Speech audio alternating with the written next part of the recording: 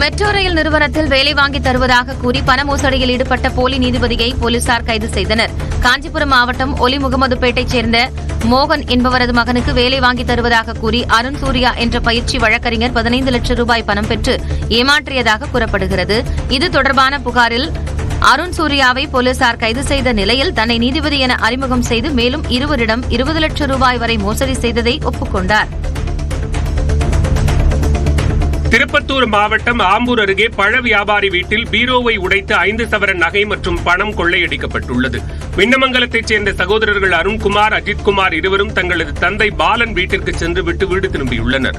அப்போது இவர்கள் வீட்டின் பூட்டு உடைக்கப்பட்டு 5.5 சவரன் நகையும் 50,000 ரூபாய் ரொக்கமும் கொள்ளையடிக்கப்பட்டது தெரியவந்தது. இது தொடர்பாக காவல் நிலையத்தில் புகார் அளிக்கப்பட்ட நிலையில் தடயவியல் நிபுணர்களின் உதவியுடன் விசாரணை நடைபெறுகிறது.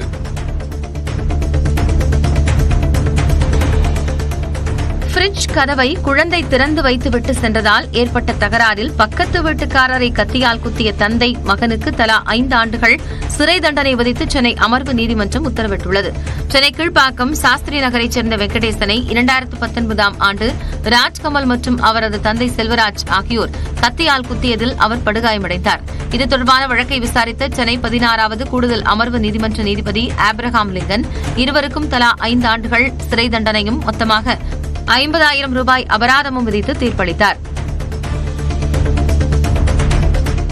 திருநெல்வேலி மாவட்டம் சேரன் மகாதேவி அருகே தவணை செலுத்தாத காரணத்தால் வாடிக்கையாளரின் பைக்கை தனியார் நிதி நிறுவன ஊழியர்கள் முன்னறிவிப்பின்றி பாதி வழியில் எடுத்துச் சென்றனர். கூனியூரைச் சேர்ந்த ஒருவர் பாளையங்கோட்டையில் செயல்படும் ஒரு தனியார் நிதி நிறுவனத்தில் கடன் பெற்று வாங்கிய பைக்கில் அரிசி மூட்டை எடுத்துச் சென்றபோது சேரன் மகாதேவியில் நிறுத்தியிருந்தார். அவரை பின்தொடர்ந்து வந்த நிதி நிறுவன ஊழியர்கள் பைக்கை பறிமுதல் செய்வதாக நினைத்து அரிசி மூட்டையையும் திருடிச் சென்றது குறித்து பாதிக்கப்பட்டவர் காவல் நிலையத்தில் புகார் அளித்துள்ளார்.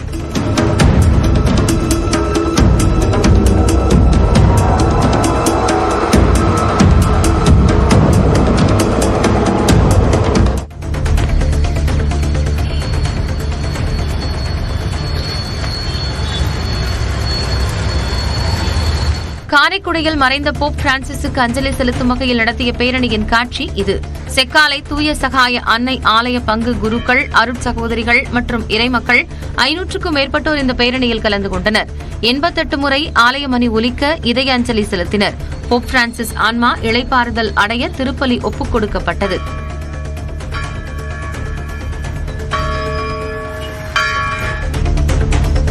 ஒசூர் அருகே மின்சார இணைப்புக்கு விவசாயியிடம் லஞ்சம் வாங்கிய வணிக ஆய்வாளர் கைது செய்யப்பட்டார். கிருஷ்ணகிரி மாவட்டம் தோட்டிக்குப்பம் பகுதியைச் சேர்ந்த முனிகிருஷ்ணா என்ற விவசாயியிடம் தேன்கனிக்கோட்டை வணிக ஆய்வாளர் தனபால் 7,000 ரூபாய் லஞ்சம் கேட்டதாக கூறப்படுகிறது. இது தொடர்பான புகாரின் பேரில் லஞ்ச ஒழிப்புத்துறை அதிகாரிகள் கொடுத்தனுப்பிய ரசாயனம் தடவிய ரூபாய் நோட்டுகளை வாங்கிய தனபால் கையும் களவுமாக கைது செய்யப்பட்டார். முன்னாள் அமைச்சர் சி. விஜயபாஸ்கர் மற்றும் அவரது மனைவி மீது தொடரப்பட்ட சொத்து குவிப்பு வழக்கை புதுக்கோட்டை சார்பு நீதிமன்றம் ஒத்திவைத்தது. அமைச்சராக இருந்த காலகட்டத்தில் வருமானத்தை விட அதிகமாக சுமார் 35 கோடி ரூபாய் மதிப்பில் சொத்து சேர்த்ததாக லஞ்ச ஒழிப்புத்துறை வழக்கு பதிவு செய்தது. சென்னையில் 14 கோடி ரூபாய் மதிப்பில் வீடு, 70க்கும் மேற்பட்ட வாகனங்கள், தொழிற்சாலைகள் என 800 சொத்துக்களை வாங்கி குவித்ததாக குற்றப்பத்திரிகையில் இடம்பெற்றுள்ளது. இந்த வழக்கு புதுக்கோட்டை சார்பு நீதிமன்றத்தில் 30வது முறையாக விசாரணைக்கு வந்த நிலையில் அவர்களது வழக்கறிஞர்கள் ஆஜரான நிலையில் ஏப்ரல் 28ஆம் தேதிக்கு விசாரணை ஒத்திவைக்கப்பட்டது. வீட்டில் அத்துமீறி நுழைந்து சிறுமிக்கு பாலியல் தொந்தரவு அளித்த இளைஞருக்கு 2 சட்டப்பிரிவுகளில் தலா 10 ஆண்டுகள் சிறை தண்டனை விதித்து மாவட்ட அமர்வு நீதிமன்றம் உத்தரவிட்டுள்ளது. மயிலாடுதுறை மாவட்டம் வைத்தீஸ்வரன் கோயில் ரயிலடி தெருவைச் சேர்ந்த கதிரவன் என்பவர் சிறுமிக்கு பாலியல் தொந்தரவு அளித்த புகாரில் 2019ஆம் ஆண்டு கைது செய்யப்பட்டார். இந்த வழக்கை விசாரித்த மாவட்ட அமர்வு நீதிமன்றம் 20 ஆண்டுகள் சிறை தண்டனையும் 4,000 ரூபாய் அபராதமும் விதித்து உத்தரவிட்டது. தருமபுரி மாவட்டம் பாலக்கோடு அருகே நெல் மூட்டைகள் ஏற்றிச் சென்ற லாரி மோதியதில் காய்கறி ஏற்றிச் சென்ற லாரி கவிழ்ந்து விபத்தானது. கல்குடப்பட்டி அருகே தேசிய நெடுஞ்சாலையில் பின்னால் வந்த லாரி மோதியதில் காய்கறி லாரி சாலையின் நடுவே உள்ள தடுப்புச் சுவரில் மோதி கவிழ்ந்தது. படுகாயமடைந்த ஓட்டுநரை பொதுமக்கள் மீட்டு மருத்துவமனைக்கு அனுப்பி வைத்தனர். லாரியில் இருந்து காய்கறி மூட்டைகள் சாலையில் சிதறிய நிலையில் அதனை சரி செய்யும் பணியால் சற்று நேரம் போக்குவரத்து பாதிக்கப்பட்டது. தருமபுரி மாவட்டம் பாசரப்பட்டி பகுதியில் மயில் ஒன்று நீண்ட நேரமாக தோகையை விரித்தாடியது. அப்பகுதியில் விவசாய நிலங்களில் 20க்கும் மேற்பட்ட மயில்கள் கூட்டமாக சுற்றித் திரிகின்றன. ஒரு ஆண் மயில் சுமார் 1 மணி நேரமாக தோகை விரித்தாடியதை அப்பகுதி மக்கள் கண்டு ரசித்தனர்.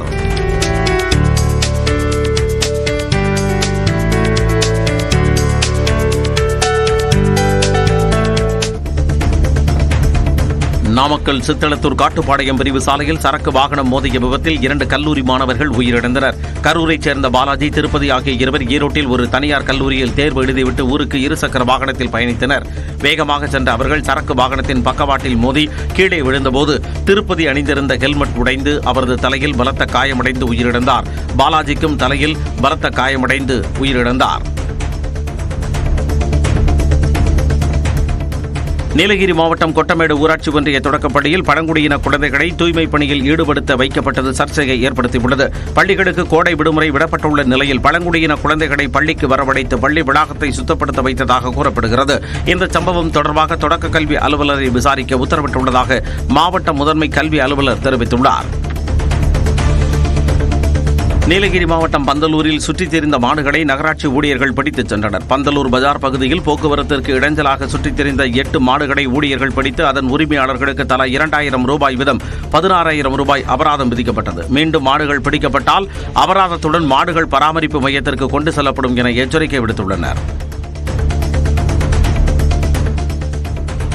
திருப்பூரைச் சேர்ந்த இளைஞர் ஆன்லைனில் நீர் விளக்கை ஆர்டர் செய்த நிலையில் இரவு லைட் டெலிவரி செய்து மோசடி நடைபெற்றுள்ளது. விஜயாபுரம் விவிஐபி கார்டன் பகுதியைச் சேர்ந்த ஜான்சன் இன்ஸ்டாவில் விளம்பரத்தில் தோன்றிய செயற்கை நீரூற்று லைட் விளம்பரத்தை பார்த்து அதன் இணைய பக்கத்திற்கு சென்று 799 ரூபாய் கட்டணம் செலுத்தி அதனை ஆர்டர் செய்துள்ளார். 3 நாட்களுக்கு பிறகு கிடைத்த பார்சலை திறந்து பார்த்தபோது அதில் 30 ரூபாய் மதிப்பிலான சிறிய அளவிலான இரவு விளக்கு மட்டுமே இருந்ததால் அவர் அதிர்ச்சியடைந்தார். கோவை தொண்டாமுத்தூர் அருகே பட்டப்பகலில் வீட்டின் பூட்டை உடைத்து நகை, பணம் கொள்ளையடிக்கப்பட்ட சம்பவம் அதிர்ச்சியை ஏற்படுத்தியுள்ளது. சுண்டாபாளையம் SM நகர் பகுதியில் வசித்து வரும் பழனிசாமி என்பவர் வீட்டை பூட்டிவிட்டு வெளியே சென்றுள்ளார். சுமார் 1 மணி நேரம் கழித்து வந்து பார்த்தபோது பூட்டு உடைக்கப்பட்டு பீரோவில் இருந்த 40 சவர நகை, 3 லட்சம் ரூபாய் பணம் கொள்ளையடிக்கப்பட்டதை அறிந்து அதிர்ச்சியடைந்தார். இந்நிலையில் தனிப்படை அமைத்து போலீசார் கொள்ளையர்களை தேடி வருகின்றனர். மேற்குவங்க மாநிலம் முர்ஷிதாபாத்தில் நடைபெற்ற வன்முறையில் 109 வீடுகள் சேதமடைந்துள்ளதாக அம்மாநில அரசு நடத்திய ஆய்வில் தெரியவந்துள்ளது. வக்பு திருத்த சட்டத்திற்கு எதிராக மால்டா, முர்ஷிதாபாத் மாவட்டங்களில் நடைபெற்ற போராட்டத்தில் வன்முறை வெடித்ததில் 3 பேர் கொல்லப்பட்டனர். இந்த தாக்குதலில் 109 வீடுகள் சேதமடைந்துள்ளதாக மாநில அரசு நடத்திய ஆய்வில் தெரியவந்துள்ளது. இதனிடையே சேதமடைந்த வீடுகளை மாநில அரசு கட்டித்தரும் என முதலமைச்சர் மம்தா பானர்ஜி அறிவித்துள்ளார். 2008 மும்பை பயங்கரவாத தாக்குதலின் மூளையாக செயல்பட்ட தகாவூர் உசைன் ராணா குடும்பத்துடன் தொலைபேசியில் பேச அனுமதி கோரி தாக்கல் செய்த மனு மீதான தீர்ப்பை டெல்லி பாட்டியாலா நீதிமன்றம் ஒத்திவைத்துள்ளது. அமெரிக்காவில் இருந்து 17 ஆண்டுகளுக்கு பின்னர் கொண்டுவரப்பட்ட தகாவூர் உசைன் ராணாவுக்கு தனது குடும்பத்தினருடன் பேச உரிமை உள்ளதாகவும் அவரது உடல்நிலை குறித்து அவரது குடும்பத்தினர் தெரிந்து கொள்ள வேண்டும் என்றும் அவரது வழக்கறிஞர் வாதாடினார். இதற்கு எதிர்ப்பு தெரிவித்த தேசிய பாதுகாப்பு முகமை விசாரணை நடைபெற்றுக் கொண்டிருக்கும் போது பேச அனுமதித்தால் முக்கிய தகவல்கள் கசியும் என்று கூறியது. இருதரப்பு வாதங்களையும் ஏற்றுக்கொண்ட நீதிபதி தீர்ப்பை தேதி குறிப்பிடாமல் ஒத்திவைத்தார். 4 நாட்கள் சுற்றுப்பயணமாக இந்தியா வந்துள்ள அமெரிக்க துணை அதிபர் JD வான்ஸ் தனது குடும்பத்தினருடன் தாஜ்மஹாலை கண்டு ரசித்தார். துணை அதிபராக பொறுப்பேற்ற பின் முதல் முறையாக இந்தியா வந்துள்ள JD வான்ஸ் டெல்லியில் பிரதமர் மோடியை சந்தித்து பேசினார். ராஜஸ்தானில் பல்வேறு இடங்களை துணை அதிபர் JD வான்ஸ் மற்றும் அவரது குடும்பத்தினர் சுற்றி பார்த்தனர். உத்தரப்பிரதேச மாநிலம் ஆக்ரா சென்ற JD வான்ஸ் மற்றும் அவரது மனைவி, குழந்தைகள் தாஜ்மஹாலின் கட்டடக்கலை அழகை கண்டு வியந்து ரசித்தனர். Awesome, good job. Hey Mary, can you put your hands down? Tesla நிறுவனத்தின் வருவாய் 71% சரிந்ததால் அமெரிக்க அரசின் செயல்திறன் மேம்பாட்டுத் துறையில் செலவிடும் நேரத்தை குறைக்க உள்ளதாக எலன் மஸ்க் அறிவித்துள்ளார். நடப்பு நிதியாண்டின் முதலாம் காலாண்டில் டெஸ்லா நிறுவனத்தின் லாபம் 71% சரிவை சந்தித்துள்ளது.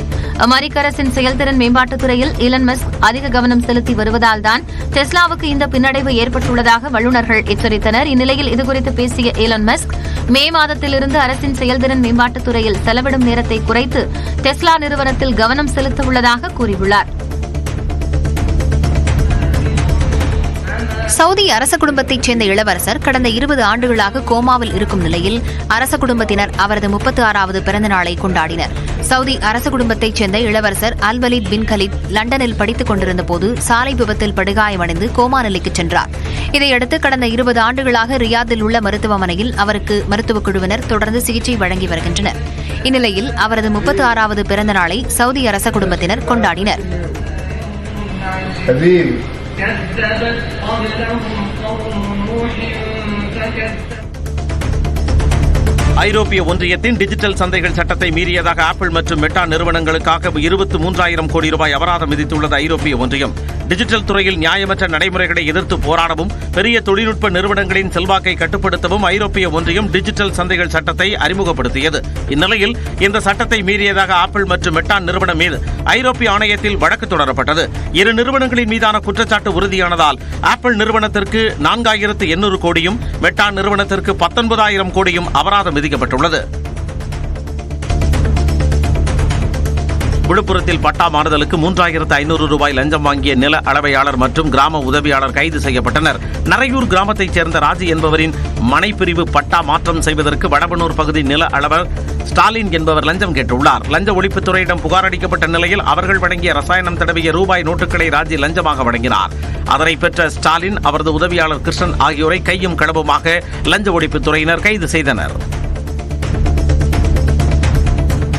கரூர் அருகே அமராவதி ஆற்றில் குளிக்கச் சென்ற இரு சிறுவர்கள் நீரில் மூழ்கி உயிரிழந்த சம்பவம் சோகத்தை ஏற்படுத்தியுள்ளது. வெங்கமேடு பகுதியைச் சேர்ந்த பள்ளி மாணவர்கள் திவிங்சன், கவிதாசன் ஆகியோர் கோடை விடுமுறை விடப்பட்டதால் அமராவதி ஆற்றில் குளிக்க சென்றுள்ளனர். அப்போது புதை மணலில் சிக்கிய இருவரும் நீரில் மூழ்கி உயிரிழந்தனர்.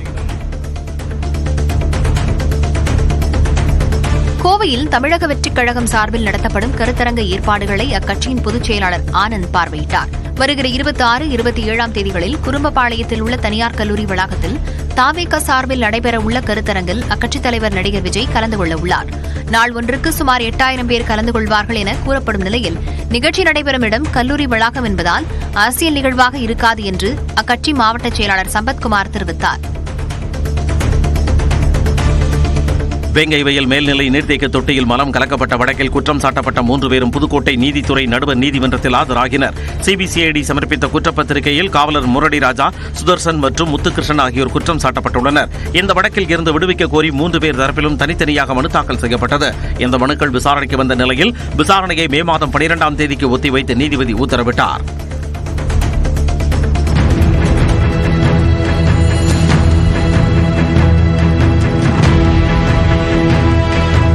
திருவள்ளூர் மாவட்டம் கனகம்மா சத்திரம் பகுதியில் பட்டப்பகலில் வழக்கறிஞரை அடித்து உதைத்த காட்சிதான் இது.